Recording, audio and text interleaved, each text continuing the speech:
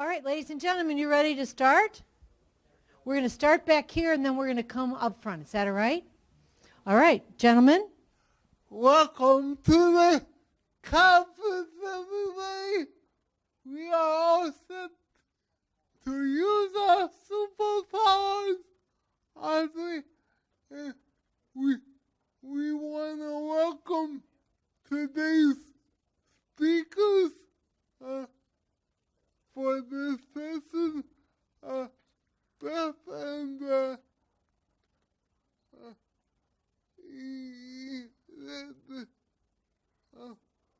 you names I can't remember. I'm Cathy, and this is Beth. Yep. Cathy and Beth, they're going to be our presenters today, and using superpowers to your advantage and enjoy their sessions. And at the end of their sessions, make sure if you guys could put your evaluation sheets in this envelope back here, that would be much appreciated. And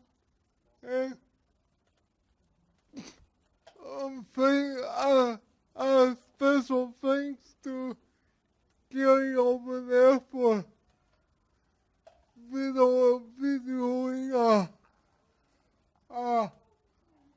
our session. So without further ado, I will turn it over to Cathy and Beth. Here we go. Now, would you like to say a few words? Okay.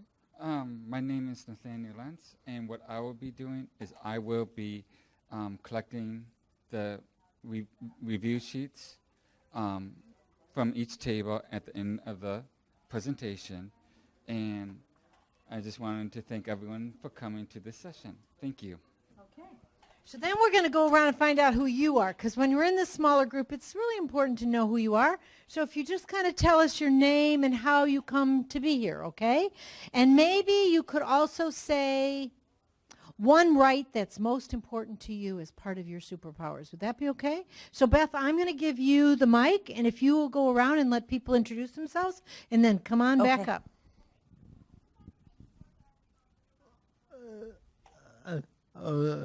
Of course. My name is Mark, and I'm here to know what are my rights.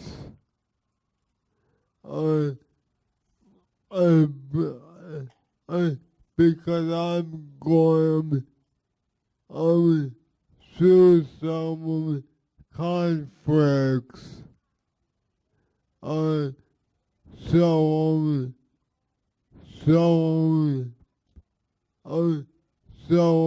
that's all that I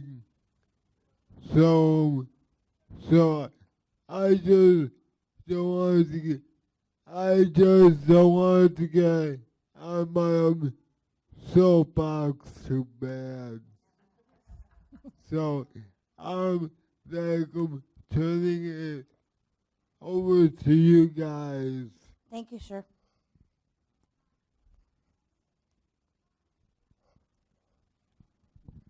Hi, I'm actually here not as a participant. I'm here as an interpreter with my colleague Delia, and we were told there was going to be a Spanish-speaking person here, and so I'm not a participant, just an interpreter. Okay, thank you. Good morning, my name's Jane, and I'm here as I'm a job coach, job developer for people with disabilities, and one of my superpowers that I absolutely love to have is the right to vote. Thank you, ma'am. Good morning. My name's Mary, and I'm with the Aging and Disability Resource Center of Dodge County. And my superpower is to be able to make my own decisions. Thank you, ma'am.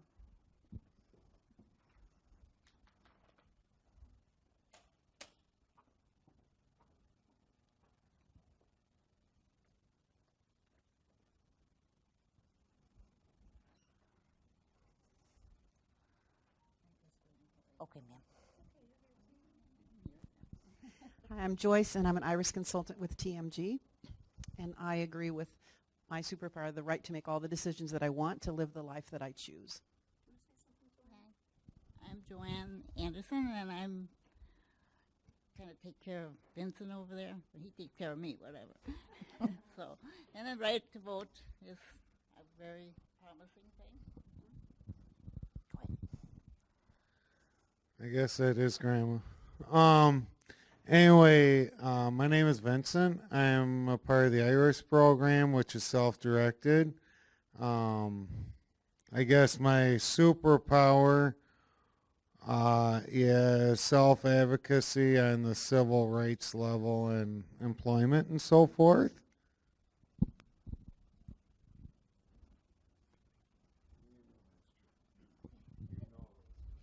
My name is Sarah O'Neill. I am an IRIS ombudsman for persons over the age of 60, and I work with the Board on Aging and Long-Term Care. Hi, I'm Jen. I'm a job coach and a case manager in Door County. And I guess my superpower would be to make decisions and to vote.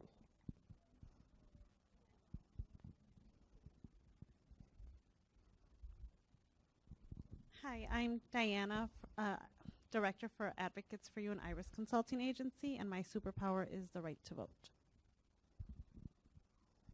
Hi, I'm Bree. I work at DHS, and one of the rights I most like is the right to request accommodations at work, so that I can work as easily as others at my job and have that accommodation be respected.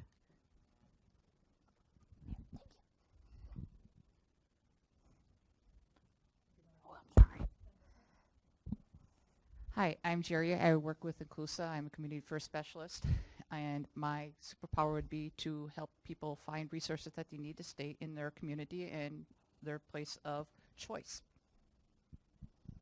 Hello, I'm Amanda Allen. I also work with Jerry at Inclusa, Community First Specialist. As far as my superpower, I guess, as far as making decisions, but also the ability to take risks.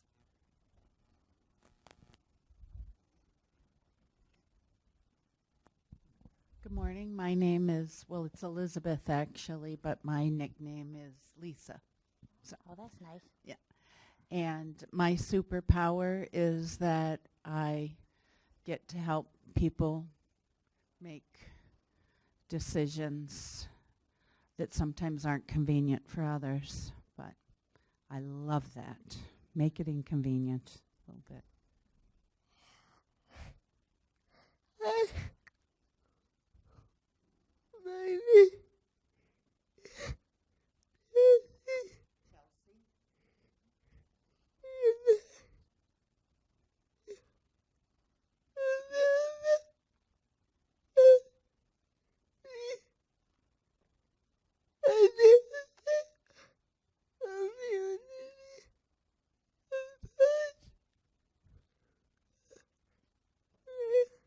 Chelsea said she's a member of the Adaptive Community Advice Program.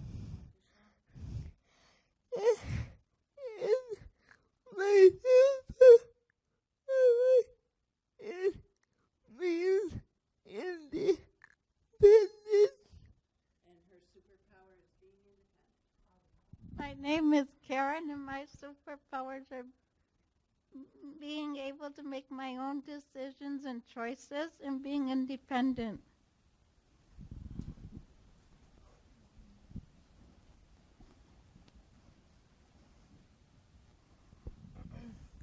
My name is Jessica, and I work for Connections in Madison as a IRIS consultant, and my superpower is advocacy as well as self-advocacy for both my participants and myself and all people with disabilities.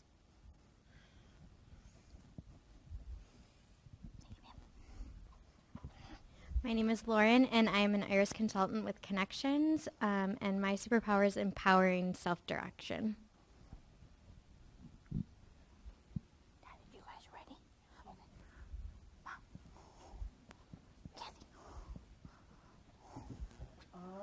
Well, welcome. If anybody wants a Spanish interpreter, let us know. They're in here, right? Okay. Otherwise, hola, ¿qué tal? Très bien. Now I'll do French. Okay, so Beth and I are going to talk about superpowers and rights, right? Who has rights?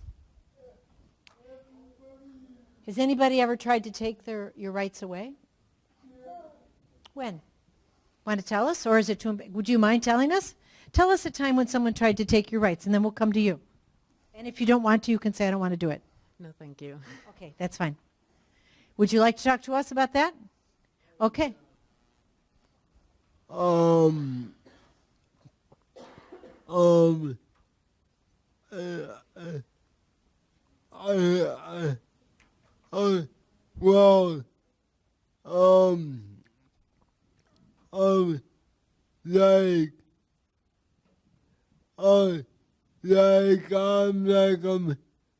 going through DVR and my Irish consultant is a bitch. Bitch? Okay, just clarifying. She's not a nice person, okay. Thank you. So anyway, we got money for him staying hands, okay, but we don't got no money for DVR to get me it just seems to me that we got money for him everything else, and we don't got no freaking money at all. Okay, so we're talking about there's not enough money, but that's a separate issue. We're looking right now is a specific time when somebody tried to take your rights away, not your money, your rights. I was just going to get to that. Thank you, sir. Okay, now, well, like I said before, well,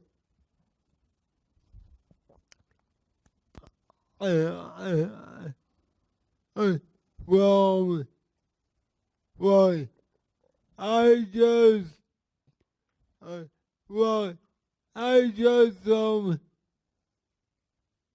just want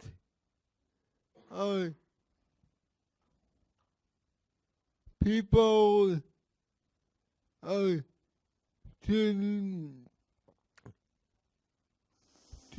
like leave us alone because they are like trying to like take our rights away. So we don't want anyone to take our rights away, right? And sometimes agencies have these things called human rights committees, right? And I'll come to you next. Has anybody ever heard of a human rights committee? Well, sometimes agencies think they have this special power, but they don't. It's a lie. And they pretend they have a special power that they can take your rights away, like say, well, if you're going to live in our group home, we get to control your money. You have to give permission, right? You can't just take away my money. You can't have a rule that says if you're going to move into our supervised living, you have to go to court and get a guardian. They can't do that anymore. Now, they used to do that, okay, but we can't do it anymore. And in these human rights committees, I used to call them human restriction committees because they weren't about rights. They were about restrictions. And we have to make sure if there's a human rights committee, we have to invite the person whose rights we're thinking about taking away, like the guy in the back. What's your name?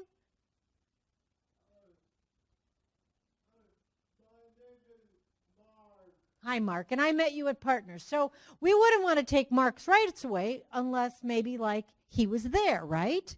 So Beth, do you drive a car? Yes. Does anybody else here drive a car? Okay, leave those hands up. If you drive a car, be kind to me, leave them up. How many of you drive a car and have ever had a speeding ticket? Oh, thank you for being honest. Now you can put them down, okay? So the lady in the back, what's your name? Yeah. Hi, Joanne. Do I mind if I ask you some questions? How fast were you going when you got a speeding ticket? Be honest. It wasn't that bad, but 65 probably. Okay. So you're driving down the road. You're driving 65 miles an hour. Did they just take your license, put you in jail, and tell you can't drive anymore? No. No. What did they do? Gave me a speeding ticket. Okay, who gave you a speeding ticket? State boy. State boy, state police gave you a speeding ticket. And on that speeding ticket, did it say because you sped, we're taking away your license and you can never drive again? No.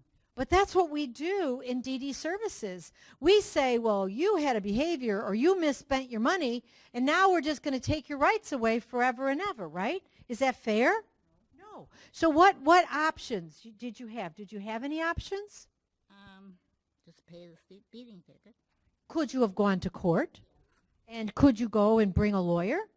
So you could go to court and bring a lawyer. Well, I think at human rights committees, you should be able to go to court and bring a lawyer. If you don't have a lawyer, bring a friend, right? Or you pay the price, right? But can you go back out and drive again? Until maybe you get 2 or 3 or 4 of those speeding tickets. And then, there's a whole different story, right? But, after we've had 1 or 2, we kind of take our lead foot off the pedal a little bit, right? Okay. So many of us have had speeding tickets, but we are allowed to have what's called due process. Now, Beth, have you ever had a speeding ticket? Yes. What happened to you? I got a couple speeding tickets, actually. Oh, how fast were you going? 70 in a 25 zone. Or 60, yeah. Yeah. Did they take your license away? No, I had to go to court. Okay. And what happened? I had to go to court, and we know the judge, and the judge said you had to ease off with the lead foot girl. I went, okay, I will. I'll try to. Okay, so you had to pay a fine. You went to court, but nobody told you could never drive again, No. right? Okay. But in this field, we just have a tendency to say, I can't believe you just went out and spent all your money and bought a big screen TV. Now, I don't know about any of you, but does anybody here do retail therapy? Retail therapy means like if you're having kind of a bad day, maybe you buy yourself a new purse. Or maybe it's little and you buy yourself a Starbucks Frappuccino caramel. I'm just saying, okay? Or maybe you buy yourself a new piece of jewelry. But that's okay, right? But nobody says to me, well, I'm going to, Cathy, you can't be in charge of your checkbook anymore because, you're making bad choices unless my choices result in me having no money left to pay the bills, right? And then maybe I get a financial consultant. Maybe I get a support staff that help me figure out, okay, you made this much money.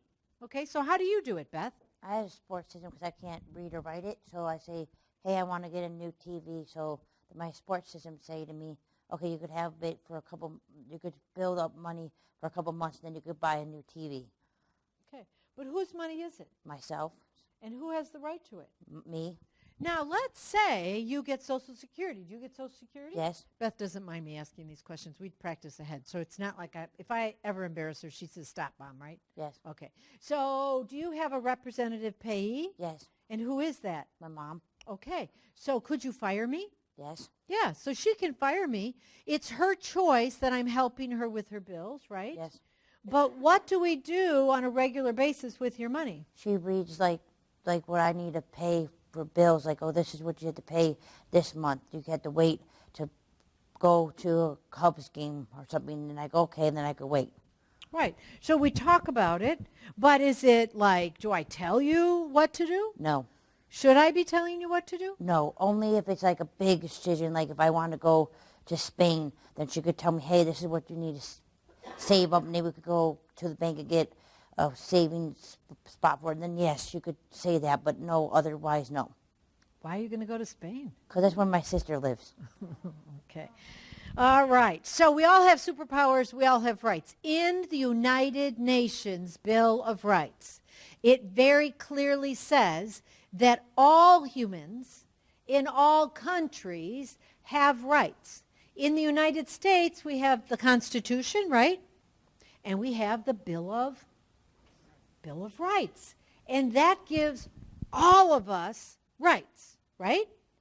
It doesn't say like, you guys don't have rights because of the color of your skin. It doesn't say you guys don't have rights because of the religion that you belong to. It used to say you ladies didn't have rights because just men do, but the Bill of Rights, of course, changed that. So now men and women have rights, okay?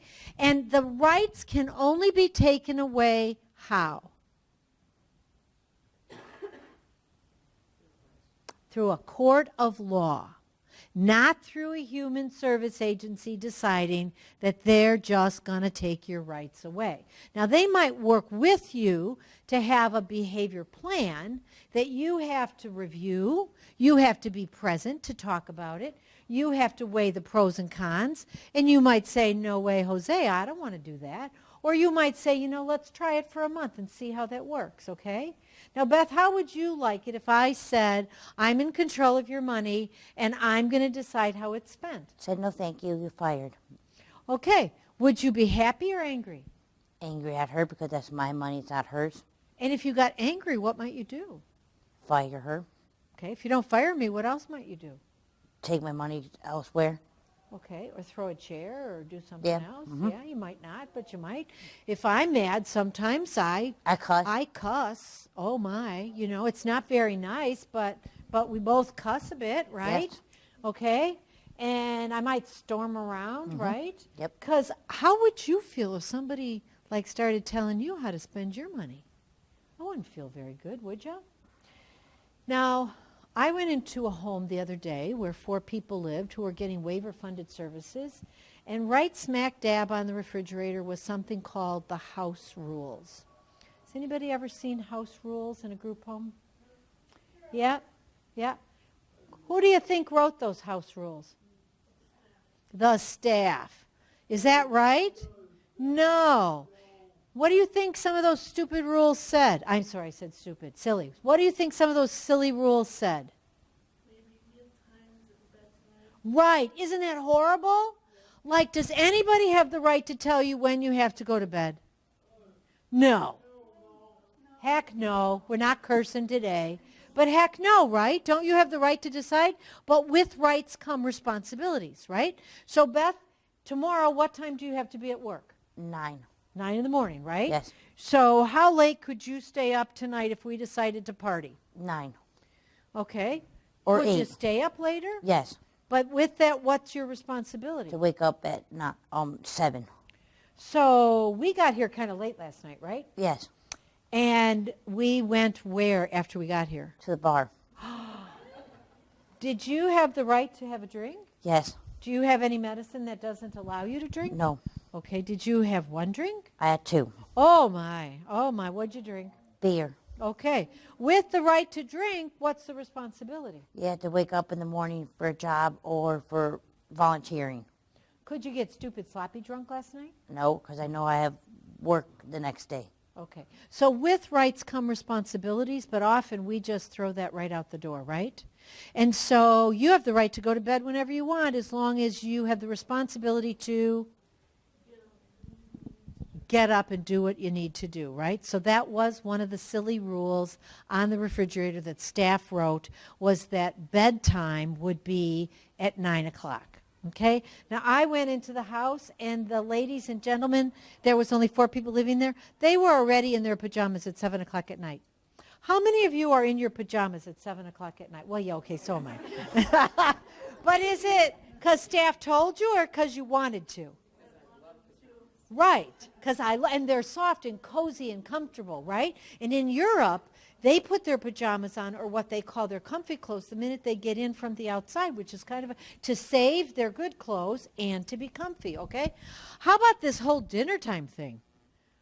How does that work? You should be able to eat when you want, And how about what? whatever you want. So I'm in this group home, and it says dinner will be at 6, okay? Now, what if you are hungry at 4?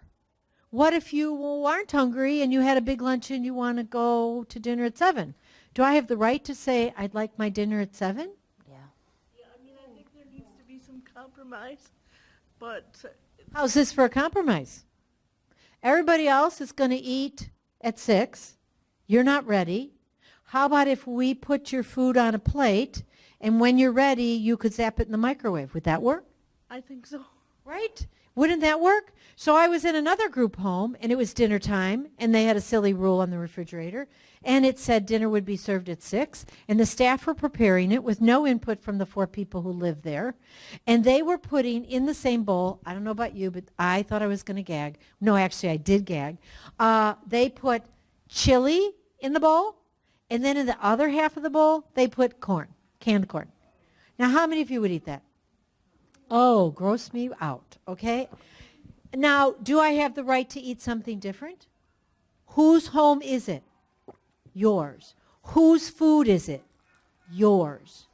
I actually had an instance not too long ago. I live in my own home with caregivers that come in, and my caregiver was cooking my meal, and she said I didn't have the right to watch her cook my meal. Oh, my, why? Because she was going to hide drugs in there? I'm not sure, but she said I needed to go watch TV, and I was like, no, I want to tell you how to cook my meal. Good for you, and you have that right, and what else should you have also done? Did you turn her in? I mentioned it to the company, yeah. Good for you. Good for you. I know an agency. I was there, and they were cooking this lady's meal in the kitchen, and I was watching them, and they made everybody else go in the other room. And I said, well, first of all, they don't have to leave. And secondly, what are you doing? And she said, oh, well, she has a medical appointment later today, and she doesn't like to be medicated, but it's easier to take her, so we hide her medicine in her food. Okay? Ladies and gentlemen, that's not a rights restriction. You should call the police. That's like horrible. But we have to get our superpowers and learn how to fight back. I know you were wanting to say something. So, Mr. Pro Mix, tell me your name again. Okay. My name is Vincent, and and I like the conversation you brought up because I used to at one point advocate real strong in this, like a few miles ago.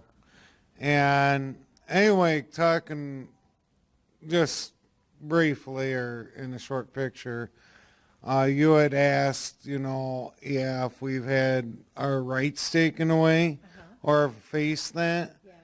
Making a really big picture short, I almost had that happen when I first moved here to Wisconsin, where they were going to post a guardianship on me, but because my worker had asked at that time if I thought I needed one, and I told her no. Well, then it went down to my privileges, where she decided I could not drive for her own reasons, more or less paperwork showed it. Well, at the bottom of that, you know what happened? Yeah. She lost her credentials, and she got fired from the county.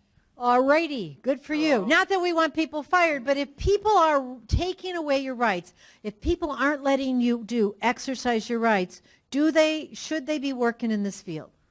Absolutely not. And how this all became is I was self-advocate for myself.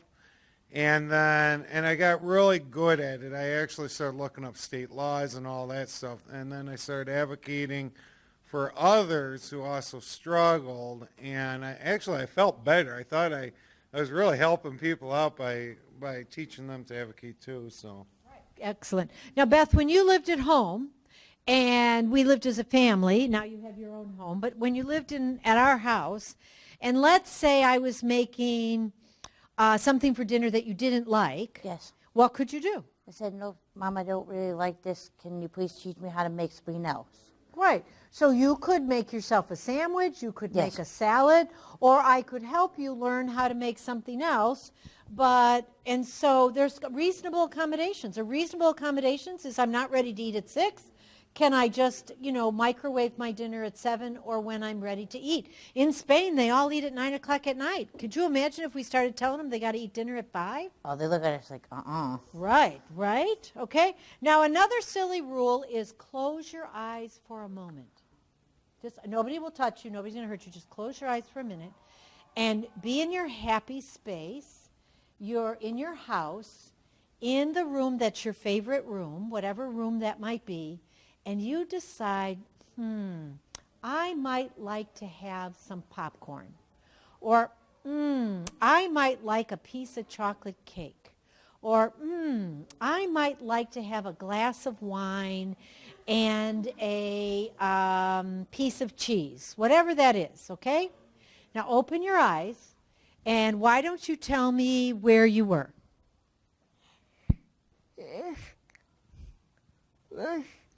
In your bedroom? And what were you thinking about having? A hot chocolate. With marshmallows or not? No. Whipped cream? No. Just plain hot chocolate. All righty. Okay, so you were in your bedroom. Where were you? I was also in the bedroom. Okay, and what are you going to have? Maybe a beer. A beer, okay. How about you? Where were you? Where was your happy place? I was sitting in my living room. And what kind of a chair? Recliner. And what were you thinking about having? Well, that piece of chocolate cake sounded really good. Okay, so you were in your recliner in your living room thinking about a piece of chocolate cake, right? Guess what the next silly rule was? No eating in the living room. I mean, really? How many of you have a rule that you can't eat in your living room?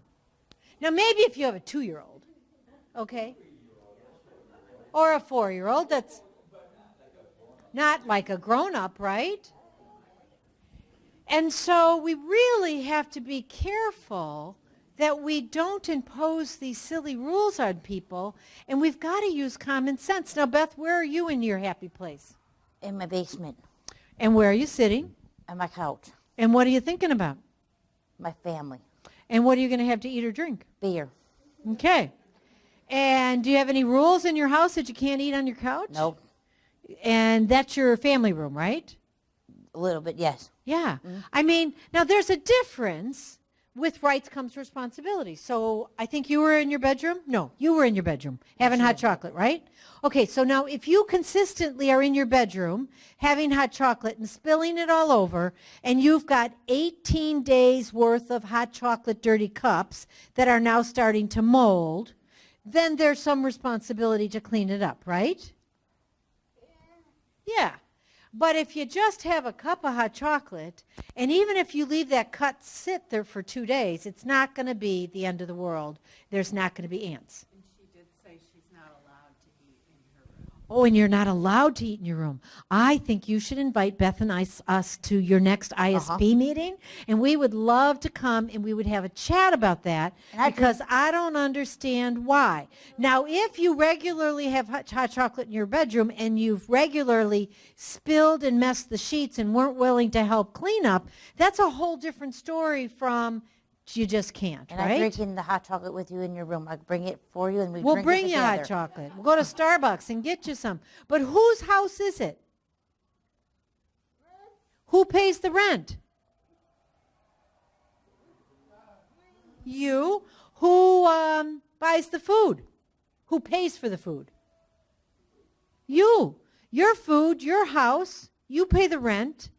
Who should make the rules? You. Unless there's some reasonableness about safety. Health and safety are very important, okay? Now, I have been in, if you were at the keynote, Mike's apartment. Yeah. Okay? He's kind of a pig, okay? Not like a messy person, but kind of a... Unorganized. Unorganized, and there might be food strewn around his bedroom, okay? So Mike has an agreement with his support staff that once a week he cleans up his bedroom with his staff, and then it's healthy and safe. Because otherwise, if you don't do that with Mike, it's not so healthy and safe. Mike gave me permission to say that. And then I also like to say under rights, there's a difference between messy and filthy. I have really good friends who are horribly messy. I don't know how they find their underwear in the morning, okay? But they do. But it's all clean. The dirty stuff is in the hamper. It's all clean and strewed, okay? But there's a difference. People can be messy, and that's they're organized. I don't have a right to say don't be messy. I only have an obligation to say I'm here to support you, and we can't be dirty, but we can be messy, okay? So we got the silly rule of when to go to bed, right? We got the silly rule of when you're supposed to eat. We have the silly rule that you have to eat what the staff say. The silly rule that you can't watch staff cook your supper or tell you how you want it cooked. I mean, think about it. Anybody here ever eat a steak? How many of you like it to be more rare? How many of you like it to be more well done? Now, if you had a staff who didn't know you and they were cooking your steak in a restaurant, you get to tell them how you want it done. Like, I won't cook that because I don't like it that way. Well, you're not eating it. Good for you. Maybe you should come with us to her plan meeting. Okay, where do you live? The town. Waukesha. And where do you live? All right, all right. And part of the superpower is asking people to come with you. Now, Beth, have you always felt comfortable having the right to use your voice to speak? No. So why don't you tell us about that? You know, like at first, was it easy or was it hard? Hard. Was it comfortable or scary? Scary. So who helped you? My friends and my family. So tell me about the first time that you presented with Tia when you were 14 at a People First conference. I mean 4, Mom. No, you were 14 when you joined when you were 4. I was nervous, so Tia said, hey, you know what, tending in their underwear. And you got me to have your back, so okay, Tia, you got my back, I got yours, so we did it together. Mm-hmm. And sometimes I ask you questions to just help you remember what you wanted to have the right to talk about, right? Okay, how about work? Do we have the right to work? Right. With rights comes what? Responsibilities. How exciting is that? And so I have the right to work. Do I have the right to get paid? But what do I have to do? I got to show up. You got to do the work, right? You got to do what people say, right? Because he's the boss, right? Because like at home you can say, you're not the boss of me, right? But Beth, at work, can you tell your boss, what, you're not the boss of me? No. Okay, now how about at your afternoon job? Tell them again what you do at your afternoon job. I help kids with like homework and stuff and play sports with them. Okay, and so if your boss tells you do it this way, what's the deal? Yes, ma'am. Right? And I just do it. Right. Now, what if wrong, but I just do it. Because she's the boss of you, right? But if you're at your group home and one of your staff come and say something... No, I'm sorry, this is my home. Please can you leave or can you please get a different staff? Yeah, right? Mm-hmm. I mean, unless they don't know, you give them a first shot. Give them a warning and then... Like, did you know it's my food and I paid for it? Right? And then if they still won't cook it... I guess so. I guess so. So how about voting? How many of you are going to vote? All righty, good. Why is it important to vote? It's your civil duty, right? And Beth, you told us you already voted. You voted by mail. Yes. So you know that you have the right to vote. You can go early, right, and vote early. You can vote that day. What if you can't read? You can get assistance. What can you ask for?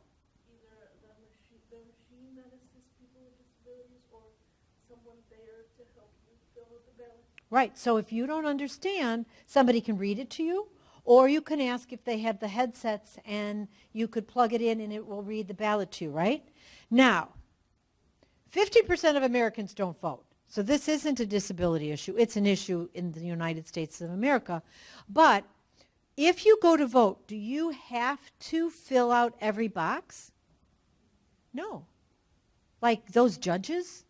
I don't know the judges. Sometimes I do, and I vote for them. Sometimes I don't. If you leave blanks, does your vote still count? Yeah, it's okay to leave blanks, right? Yes. Can you just go in and say, I want to be a Republican? Yeah. Mm-hmm. Can you go in and say, I want to be a Democrat, right? Can you go in and say, I want to be an independent? Yes. Can you mix it up? Yes. Can you like say, for governor, I want a Republican, and for state senator, I want a Democrat, and for the judges, I don't get it, so I'm not voting for them. We good? Right? So you've got superpowers, and you live in a home where they have silly rules written by staff, posted on the refrigerator. What can you do? Who are you going to call?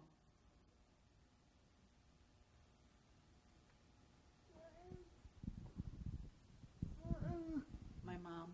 Okay, cool. You can call your mom, right? Who can you call? Somebody's dissing with you. They're taking away your rights. They're making up rules. Who can help you? Family. Family, okay. So you can ask family. You can ask this lady who wants to be your new friend. I'm going to call Disability Rights Wisconsin. Oh, she's going to call Protection and Advocacy. She's going to call Disability Rights Wisconsin. All righty for you. Do you guys know what Disability Rights Wisconsin is? It's funded by the federal government. You don't have to pay. They'll defend you. What if somebody has a guardian? Now, Beth, do you have a guardian? No. Oh, no way, Jose, right? No, thank you. Okay, but what if you had a guardian? Could you get rid of it? Yes. Right? You can go back to court. You can call Disability Rights Wisconsin and say, I have a guardian. It's not fair. I'm Jessica. I'm presenting at this conference. I'm so cool. I live in Madison, and I want to get rid of my guardian. Can Disability Rights Oregon take you to court and help you? Absolutely. Is there a book that the DD Council in Missouri wrote about how to get your rights back? Yeah. But what can you use instead? Let's say you don't have a guardian. Beth, do you have a will? Yes. How many of you all have a will in this room? Good, good, good. You're about the same as the regular population. More than half of the people in the United States with and without disabilities don't have a will, okay? Now, can you read and write? If not, ask a friend. This is all you got to do. This is the last will and testament of Jessica Nell. I want to be known that when I die, I want to be, fill in the blanks, buried or cremated, right? If I'm buried, I want to be buried at this cemetery. If I'm cremated, I want you to throw my ashes to... In the ocean. In the ocean, okay. I have some cool stuff, and I'm making this up, a cool wheelchair, and I'm going to leave it to somebody.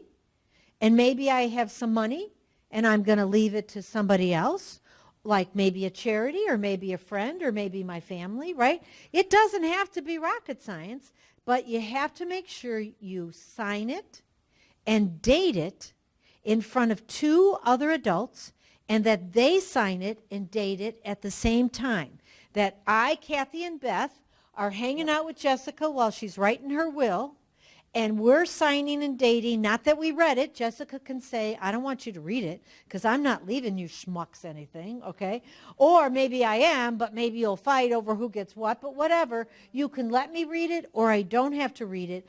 I'm just signing that this is your will, and I watched you sign. How hard is that? I wrote a consent handbook for self-advocates and direct support staff. I think you can still get it from AAID. It's like $20 or something, or I could just send it to you, or I can just send you the part on like writing my own will. And so, Beth, what would yours say? Yours would say, my name is? Beth Terrill. Oh, sorry. And this is my? Will. And when I die? I want to be cremated. And I want my ashes to go? Everywhere. Well, you have to be to the ocean. Okay, you can pick 3 places. The ocean. In Spain. In Spain, and where else? In the zoo. Okay, 3 places. Do you have any stuff? Yes. What do you got? A dog. Okay, who are you going to give the dog to? My mom and dad, if they, yeah. Okay, so you're going to give Coco, your support dog, to your mom and dad. You got any money? Yes. Who are you going to give it to? My niece and my nephews. Okay, and at the end that you go through that whole list, what do you have to do? To have 2 witnesses to sign it. Okay. Now, there's also something called a durable power of attorney. Anybody here have a durable power of attorney?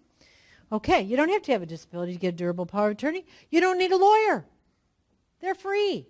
You go online and you put in, there's something really important. You put in durable power of attorney, and then you put in your state, because every state has just a teeny tiny bit of difference, okay? Beth, you got a durable power of attorney for health?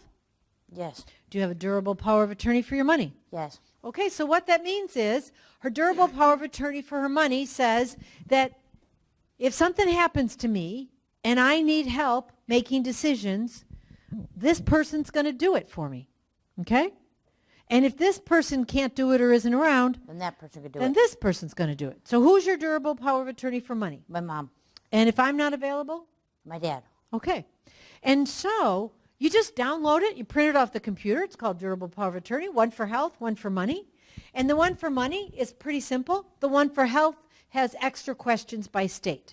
And so the one for health, you have to say, like, if, like, I am going to die soon, do you want, and then they have like A, B, C, D, okay? And you have the right to pick. Like, I want you to do everything you can to keep me alive forever and ever, including every machine known to man. Or, I want you to try to keep me alive, but I don't want you to put me on machines. Or, you know what? I don't want to be put on machines, and I don't want you to do anything extraordinary. Or in the case of Beth's grandma, how old is grandma? 81. Oh, sorry, 100. You have one that's 88, Oh, and yeah. you have one that's 100, 100, yeah. okay? So both the 88-year-old grandma and the 100-year-old grandma, do they have a durable power of attorney for Yes. health? Yeah. And who's their durable power of attorney? My mom. Yep, there you go. I haven't killed her yet because I love her to That's death. not nice. I know, I'm just kidding. But hers says, I'm 100 years old. It's DNR, do not resuscitate. Like if I have a heart attack, do the basics, but let me go. I'm ready to go to God, okay? So you decide what you want, okay? And so is it forever? No. So did I ever have to use mine? Yeah. Have you ever have to use yours? Not yet, I don't think. Not yet, I don't think so. No. So I was in a car wreck. I didn't know who I was. I had a brain injury. Couldn't breathe and stand and walk at the same time. I was pretty sick. I couldn't remember anything. And I was in the hospital. My durable power of attorney kicked in, which was my husband, okay? Now, I got better. Now, I still have no mapping skills, and I'm not quite sure where the lobby is, okay, in this hotel. And we couldn't find this room today, okay? So we have a little problem. And Beth had to take me from our hotel room last night to the elevator and then to the lobby. Yep. But I have a GPS for my car because it's a scary thing. But do you think my husband still makes decisions about my health care today? Probably not. It's right, okay? So I have the right to take it back. There was a time that I didn't know who I was, that I had 2 children, and I was having difficulty, and he needed to step in, and now I've taken it back. I still have a durable power of attorney. It's just not active. Everybody should have one, whether you have a disability or not, unless, of course, you have full guardianship, and then you don't need one because somebody's already stripped you of all of your rights, okay, which is just horrible. But let's talk about guardianship for a minute, okay? Let's pretend you have a guardian. Could we pretend? Okay. So let's pretend that you have a guardian, and you live in a group home, okay? And I am your guardian, and I'm your mother. I'm old enough to be your mother, so we'll pretend. Not so hard to pretend that. And so as your guardian, do I have the right to decide who you sit next to at dinner? Nope. As your guardian, do I have the right to decide if you stay in an institution or you get to move to a group home? Nope. Here's what the law says. The law says that if someone has a guardian, the guardian must decide with you on your behalf based upon what the guardian knows your interests are. So I've worked, who's the job coach? Somebody here's a job coach. All righty. I can't tell you the number of people I've worked with who wanted to get a job. They had an intellectual developmental disability, they wanted to get a job. And mom and dad said, nope, she's going to get hurt in the job, somebody's going to mess with her, we don't want her to get a job. Or my favorite, it's going to mess with her Social Security. It's not, okay? But they don't seem to believe us, right? Okay? We went back to the judge. We went to Disability Rights, Wisconsin, Indiana, Illinois, pick one. And we said to the job, Beth wants a job. We said to the judge, Beth wants a job. The guardian won't let her get a job. These are the kinds of jobs she's interested. These are the kinds of support she's going to get. Tell us why the guardian can decide. And so the judge interviewed a person like Beth, and the person said, I really, really want to work. I want to make money. I really want to have a job. And my staff found me a job. And you know what the judge said? Guardian, you're supposed to make a decision based upon what the person would have decided if they could decide for themselves. There's a big difference between I want a job and you can't have a job, and I have cancer and it's very complicated, and we maybe need to help you decide, do you get chemo, do you get radiation, do you get surgery, do you get all of those things, right? So we have to be really careful. How about rights and language? Okay? So we're all either getting services in this field or we're all working in this field, right? It looks like the room's kind of half and half, right? Okay? But what we think about rights is also reflected sometimes in our language. And I think dignity and respect are just as important as rights. Like if I had introduced Beth as, this is Beth and she has mild cerebral palsy and she has a brain injury and she has MR and she can't read and she can't write, and would you have been excited about her being your keynoter? You might have. But wasn't it cooler that the other Beth introduced her and told you about her job and told you where she volunteered and stuff like that, right? Like if somebody had introduced me and said, you know, Cathy has a traumatic brain injury. She's a 64-year-old Caucasian female. She has a doctor's order to be on a limited, restricted diet. She's supposed to stay away from carbohydrates. She has a behavior, though, every time that we try to take the carbohydrates off her plate. She gets mad. She gets angry. She eats off of other people's plates. If we order no carbs on her plates and carbs on other people's plates, okay? Now, how excited are you to meet me and thinking, whoa, are you afraid of me? Yeah, well, if we have lunch together and there's no carbs on my plate, babe, Jessica, I'm eating off of yours, okay? I even have this fork that I bought that will extend 2 feet so I can go across the table. And then it squishes down to a little-sized fork. Yeah, I have the right to be silly sometimes, okay? So here's this language thing. Last weekend, my husband and I were sitting around, and I said, Dave, tomorrow's Saturday. What do you think about having a community outing? He looks at me and he says, you want to do what? I said, yeah, I think, you know, like we could have a community outing together, and we could go somewhere in the community and do something fun. And he's like, yeah, my integrated opportunity with 8 other people that I don't even like, that I only get once a week. And so he said, well, I was thinking about maybe staying home and inviting some friends over. I said, oh, you mean like a social interaction kind of event where we like invite other people over?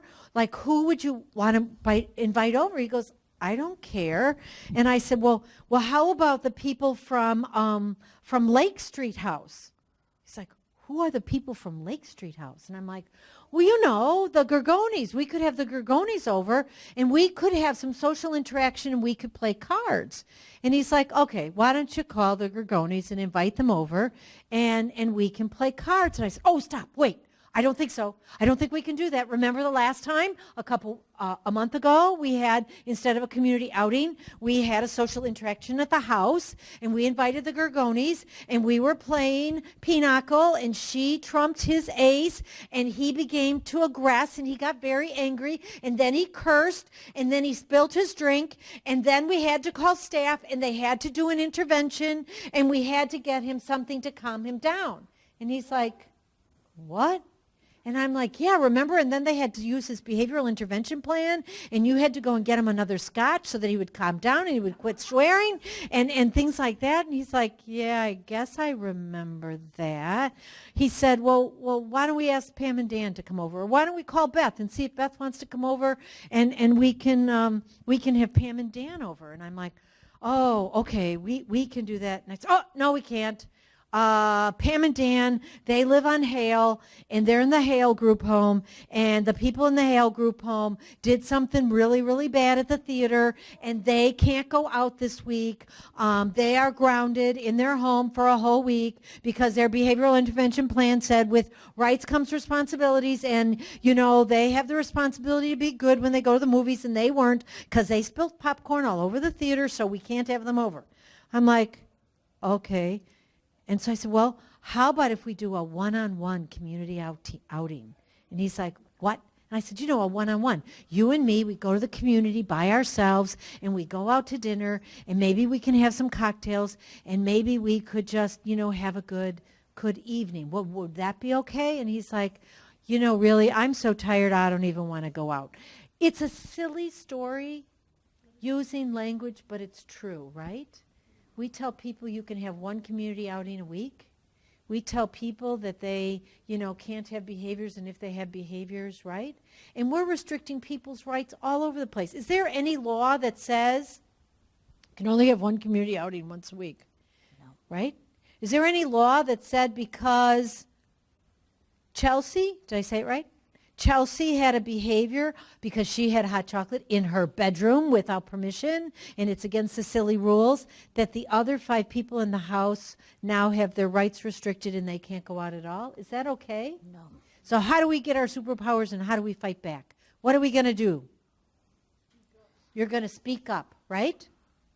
Are there Human Rights Committee meetings you could go to? Could you bring it up there? Could you call your parents, your brother, your sister, your boyfriend, your friends, and ask them to help you, right? Could you do an educational moment? Sometimes staff need to be retrained, right? They've been doing this for so long that they forget it's your house, it's your money, it's your rights, right? So, religion, Beth, why don't you tell us about religion? Can you have some? Yes. Do you have some? Yes. What kind do you have? I'm Catholic. Okay. Do you have the right to go to church? Yes. Do you have the right to not go to church? Yes. What are the responsibilities? It's your responsibility to do it if you want to. If you don't want to do it, you don't have to. Okay. Now, I was at an agency, and I read somebody's support plan, and it said that John would, this was an actual goal, John will become actively involved in the Lutheran Church. Good question. Do you know what she just asked? Was he Lutheran? So I said to him, so tell me about that goal. How do you feel about that goal? He says to me, you know, I moved here 3 years ago. Before I came here, I lived with my parents. I went to the synagogue. I'm Jewish. It would be nice to go to the synagogue. I'm not so cool about going to the Lutheran church. Does he have the right to say, I don't want that goal? Yes. Yeah. Yeah, right? And you can't make this up. You know what I mean? Like, you just can't make this up. Can you imagine taking a Jewish person to a Lutheran church? I mean, like, how holy God would that be? Can you imagine being a Methodist and going to a Jewish synagogue? I'm thinking no, right? Or going to the Church of Staff Convenience. Oh, it's my favorite. Okay. All right. How about supported decision-making? So we talked about durable power of attorney, right? We talked about durable power of health care. We talked about guardianship, but there's this new thing called supported decision-making. Anybody ever hear about supported decision-making? All righty. It has been passed by over 29 countries, but the United States doesn't seem to have it together to pass it. Thanks, dear. Mm-hmm. So under supported decision-making, basically I would have like a circle of friends. Would you guys be my circle of friends? Okay. And so maybe I can't decide everything by myself, but once a week or once a month or once a quarter, I would get together with my circle of friends and say, hey, I have to make a major decision. Or Beth does. Beth is thinking about, I'm just making this up, okay, breaking up with Chris, her boyfriend, that we learned about before. No, we're not really, but we're just pretending, okay? And so I might say, well, what do you think? And what might you say? Hey, Beth's thinking about breaking up with Chris. What do you think, Karen? Why would she want to break up with him, or what's the reason? Good one. So, Beth, what would you say? What's the reason you want to break up with Chris? Chris cheated on me. Oh, okay. Well, he cheated on her. So now what do you think? Maybe it's good to get rid of him. Right? And so that supported decision-making, you find a couple people that you trust, And those people help you make big decisions and little decisions. Now, you don't, Beth, do you need anybody to help you decide when you go grocery shopping what groceries to buy? No. Okay, do you need anybody to help you decide whether you're going to buy an iTunes card or not? Yes. Okay. Do you need anybody to help you to decide how to use that iTunes card once you buy it? A little bit before, yes, but now I know how to do it. Do you need somebody to help you if you think you're going to break up with Chris? No. Okay. Is there something you can think of that you might want somebody to help you with? Like write a letter or something, or saying like, I don't want this job anymore. You help write a letter to say, hey, thank you for this job. I don't know how to. Yeah, so the pros and cons. Should I keep this job or should I quit this job? And if I quit this job, what other job could I find? Yeah. And should I look for a new job first or should I quit my job first? Might you have might your job coach help you with that? Yes. Right? Might your support staff help you with Yes. that? Who else might help you with that? Myself or my family or my friends. Okay, so you might ask Suzanne. Yeah. Right? Mm-hmm. Suzanne was asking you the other day. She's thinking about quitting her job, right? Yes. And what'd you tell her? Keep that job till you find another job, Yes. right? And just suck it up? I want to say suck it up. I said, it's okay. I'm here to listen. Okay, and so you helped her, right? Yeah. So I was working with a lady who had cancer, and she didn't want a guardian, and she's never had a guardian. But cancer's scary, right? And there's lots of decisions you have to make about cancer. And so she had a circle of friends, but she didn't have any family. And most of her friends were other people with disabilities who didn't know a lot about cancer. And so she called me up one day and said, can you help? And so I said, well, I have a lot of social capital. I have a friend who's an oncologist. That's a fancy word for cancer doctor. And she's retired. Why don't I call her and see if she would join your circle of friends and help you make these decisions? Because sometimes when you go to the hospital with a person with a disability, they're like, we need the guardianship papers. Well, instead, you could bring your durable power of attorney papers, okay? Or you can bring your supported decision-making papers and show, hey, Dr. Smarty Pants, I got Dr. Smarty Pants here, and she's my retired oncologist, and she's here to support me to decide surgery, no surgery, radiation, no radiation, chemo, no chemo. And then you know how we showed you Beth's book for her support plan? We made her a supported decision-making book so that she could better exercise her rights. And so she named cancer. She called him the devil. And she found the ugliest picture on the internet of this creature, and she put him in her book and said, this is my cancer, he's the devil. And then we helped her put pictures of chemotherapy. We took her to a chemotherapy lab and we took a picture. We asked permission, but somebody said, sure, you could take my picture for your book. And we took a picture of radiation, not somebody getting it because usually you're naked, but the machine. And then we took a picture of this doctor got us into the hospital room. The operating room when nobody else was, of course, having surgery because that would be gross. And we took a picture of the operating room. And now she can take her book and she can tell her story. You know, my name is Alicia. I have cancer. This is the cancer. His name is the devil. Here's his picture. I hate the devil, okay? I could do this with medicine in my arm. I could do this where they cut me. I could do this where they burn me. That's how she explains it, okay? From her, it works for her. And this is a picture of my circle of support. And this is a picture of my durable power of attorney for healthcare. And this is a picture of my choice. Okay? And she decided to have chemo with some radiation. Her choice. There were many, many, many choices, but this way we could document that she went on a journey. She went on a journey with people who were supporting them, that they had her best interest at heart, and they wanted to do what was best for her. Okay? Does it make sense? It's not complicated, right? Okay. Beth, are there any rights that you want to talk about? No. We talked about work. We talked about voting. We talked about money. How about intimacy and sex?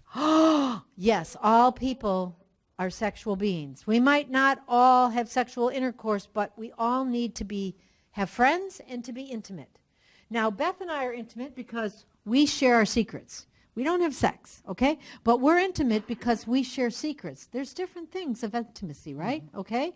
And so do you have the choice to have sex or not? Yes. Okay.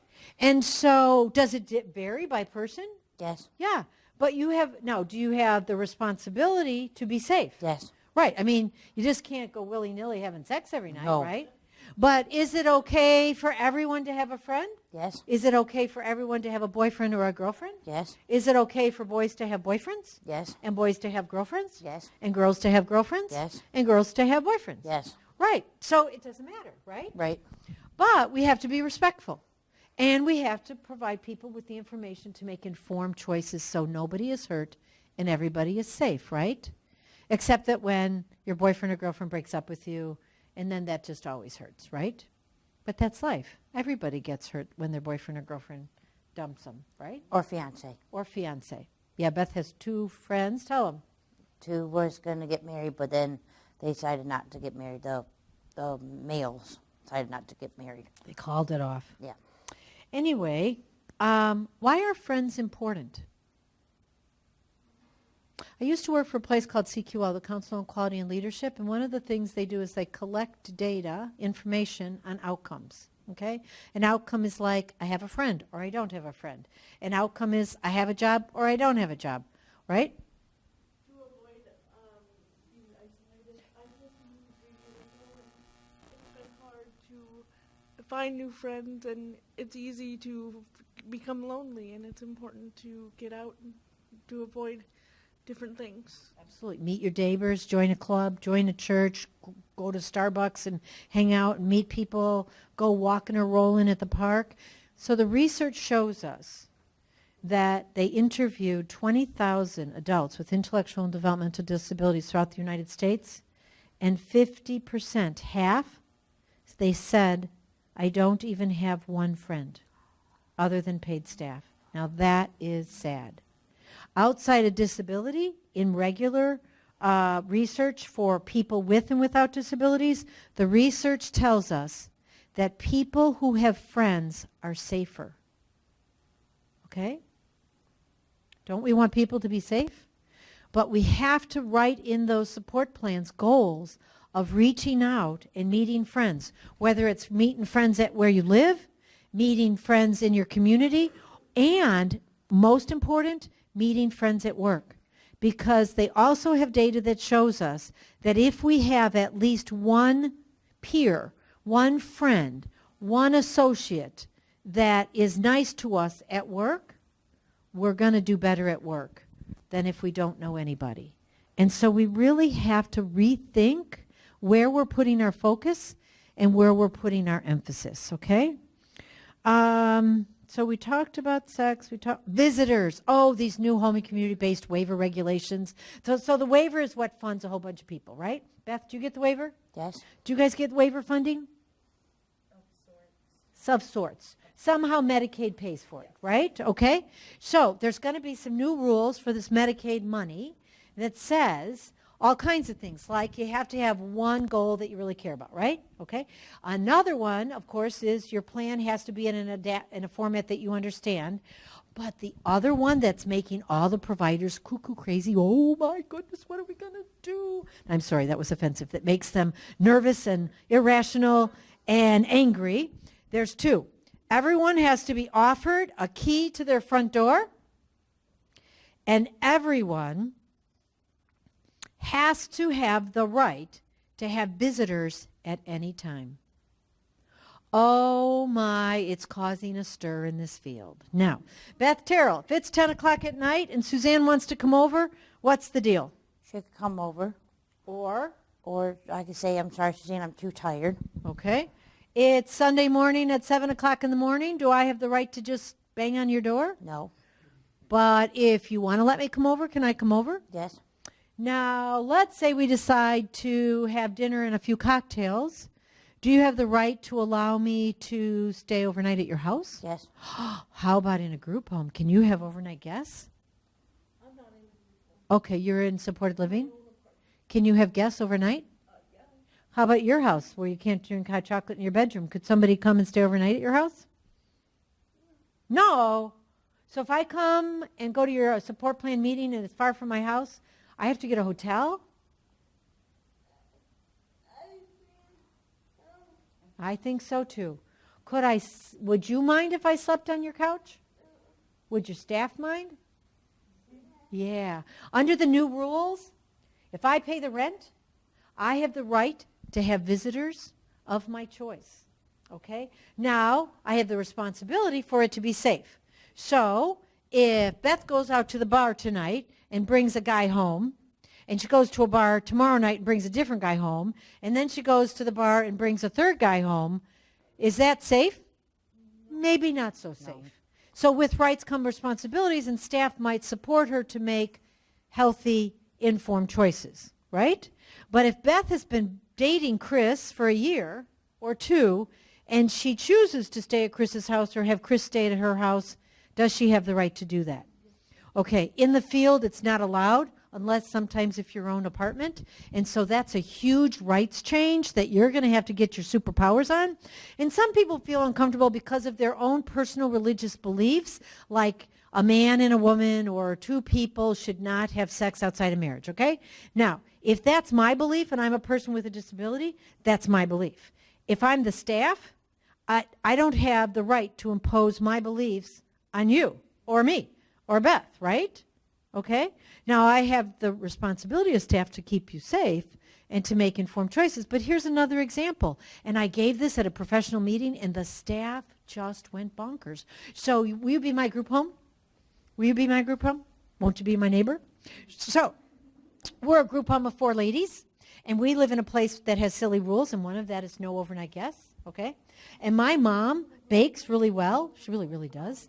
And every week she visits us because she just lives down the street, and she brings us something baked every week. And on Saturdays she takes us out to lunch. You cool with that?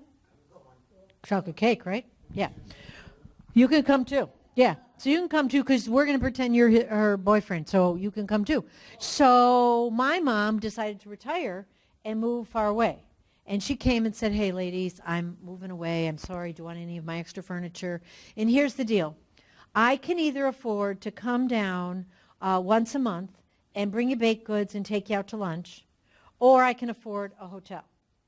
Would you mind if either I slept on your couch or Beth slept on the couch and I slept in Beth's bedroom just one night a month, and then the next morning I'll take you guys all out for lunch or breakfast? Would that be okay with you?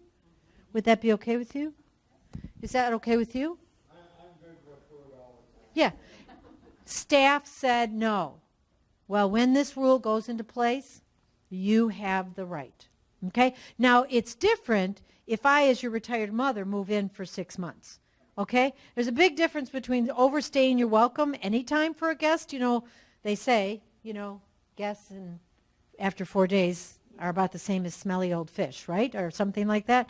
But why is it that my mom can't sleep overnight if I sleep on the couch and you're my roommates and you're okay with it, okay? Unless it's that the staff wanted to sleep on the couch. Anyway, I digress. So there you go. That's kind of what we wanted to share. And now we're going to open it up for questions. And Beth, you can let people ask questions. Okay. Oh, you got your own mic. Go ahead. Well, I can't do it with this mic up, but okay. Any questions for Beth or I on rights, getting your superpowers, finding somebody to support you, and standing up for those rights? I just, have anecdotal observations that a lot of people who I've observed who stood up for their rights. Just for example, I know someone who got 30-day notices like 3 times from different group homes that they weren't going to be able to serve her. And then eventually she had to leave the county because nobody else was going to be able to serve her in the county where that's where she's from. That's her home. So that's one observation I have. The other is the food situation that people have is pretty awful. I would like to see better training for residential people because these are big errors that they're making, and I do want to call the police. A lot. Okay. So 2 questions. The first question is somebody stood up for her rights a lot, and they gave her 30 days notice, okay? Federal law precludes that. they can give you notice, but then you can call Disability Rights Wisconsin, or you can call the state Medicaid office and file a complaint, and they will come out and investigate, and you can't discharge somebody or give them notice because they're exercising their rights, unless you're exercising your rights in a disrespectful way, okay? And there's a respectful way to exercise your rights and a disrespectful right. And so if I curse at you and I call you every name in the book and I hit you and I punch you, I have committed assault, okay? Now, two wrongs don't make a right, and so I'm not saying this person was disrespectful. If they were respectful, then you can file a complaint. Usually states have a Medicaid ombudsman person. It's a fancy word for I'll help you with your rights. There's Disability Rights Wisconsin. But you need to have that. And the other is it's important sometimes to document. You know, like if you have an iPhone, take a picture. You got a witness, Or if you have an iPhone or a Droid or something, you could just take your video camera and just put it in your pocket if you don't know how to do the other things. So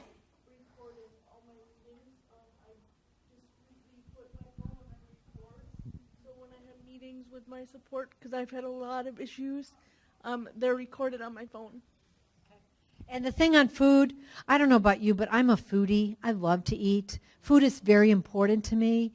And food is very important to me that I get to make choices. So, you know, if you give me eggs, I'm not going to eat them. You give me crackers and cheese for breakfast, I'm going to be your best friend. You give me a cup of coffee or a cup of juice, no thank you. Give me a Diet Pepsi, I'm a happy girl, okay? And so we have to be respectful, but you're right. It's about staff retraining. These new home and community-based rules are really going to cause a huge disruption to the service system as it is now because they are trying to get back to giving people their rights.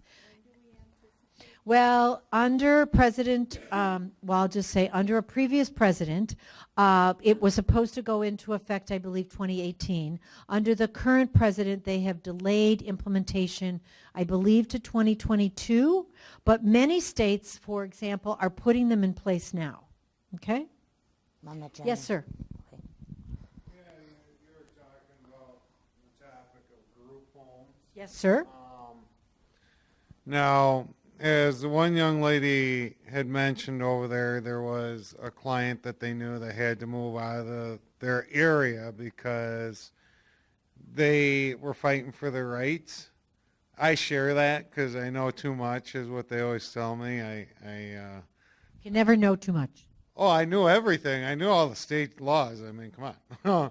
So what happened is, like, I got pushed out of my region because nobody would take me based on I knew too much. I knew all the laws. I knew what to expect, when to expect it.